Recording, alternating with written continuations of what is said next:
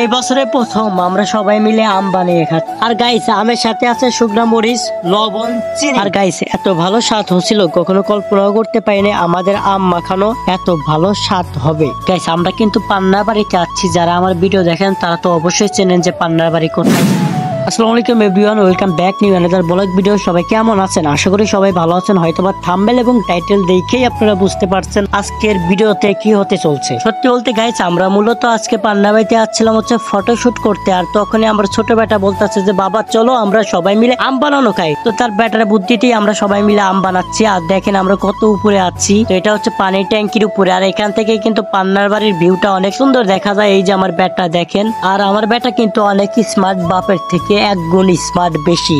আজকে কিন্তু একজনের কথা অনেক অনেক মনে পড়তেছে, সে আর কেউ না, সে হচ্ছে আমার ছোট ভাই জিহাদ। আর আমরা সবাই তোকে অনেক মিস করি রে। ভালো থাকিস প্রবাসে, আর তাড়াতাড়ি দেশে আসিস, আর দেখা হবে আবার আমরা সবাই মিলে একসাথে আম বানিয়ে খাবো।